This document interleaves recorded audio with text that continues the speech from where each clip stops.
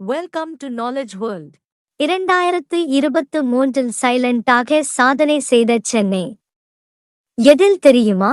2023இல் செய்யப்பட்ட முதலீடுகளில் சென்னை மிகப்பெரிய சாதனை ஒன்றை படைத்துள்ளது.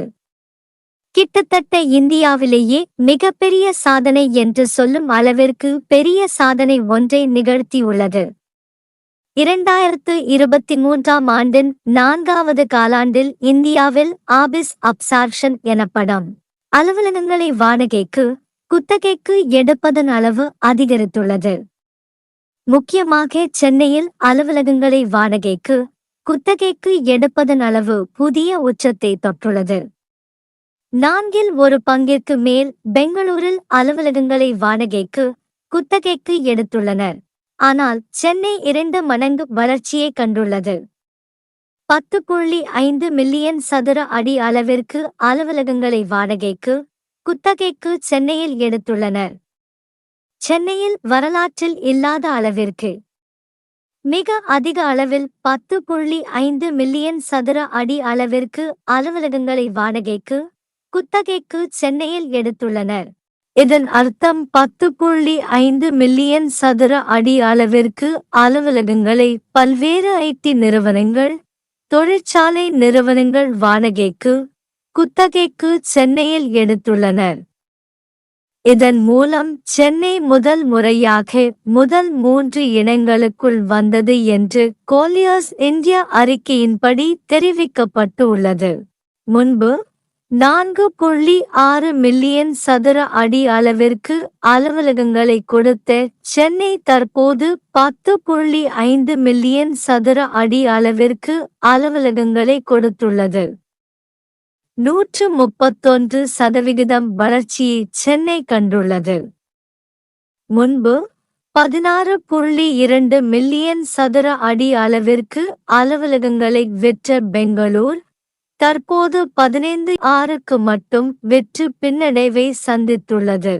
இதன் மூலம் 4.20% சரிவை பெங்களூர் சந்தித்துள்ளது.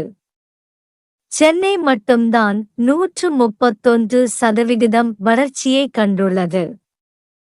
விரைவில் இந்தியாவில் ஆபிஸ் அப்சார்ப்ஷன் எனப்படும் அலுவலகங்களை வாடகைக்கு, குத்தகைக்கு எடுப்பதன் அளவில் சென்னை முதலிடம் பிடிக்கும் வாய்ப்புகள் உள்ளன. இதில் 2023இல் செய்யப்பட்ட முதலீடுகளில் சென்னை மிகப்பெரிய சாதனை ஒன்றை படைத்துள்ளது. தரமணியில் இருக்கும் TL டவுனில் பேங்க் ஆப் அமெரிக்கா நிறுவனம் 11 லட்சம் சதுர அடி அலுவலகத்தை குத்தகைக்கு எடுத்தது. இதுதான் இந்தியாவிலேயே இந்த வருடம் ஒரு நிறுவனம் குத்தகைக்கு வாங்கிய மிக பெரிய அலுவலக இடம் ஆகும். 2023இல் மட்டுமின்றி சென்னையின் அலுவலக வரலாற்றிலேயே செய்யப்பட்ட மிகப்பெரிய முதலீடு இதுவாகும். சென்னையின் பொருளாதார சூழ்நிலை சிறப்பாக இருப்பதை காட்டும் விதமாக இந்த முதலீடு செய்யப்பட்டு உள்ளது.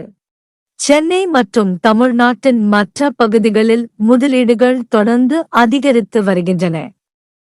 இந்தியாவில் மின்னணு சாதனங்கள், மின்சார வாகனங்களின் உற்பத்தியில் தமிழ்நாடுதான் முன்னிலை வகித்து வருகிறது.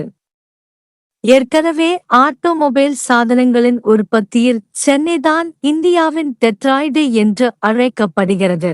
மின்னணு சாதன ஏற்றுமதியிலும் உத்தரப்பிரதேசம், மகாராஷ்டிரா, கர்நாடகா மாநிலங்களின் சாதனைகளை வென்று முதலிடத்திற்கு முன்னேறி உள்ளது தமிழ்நாடு.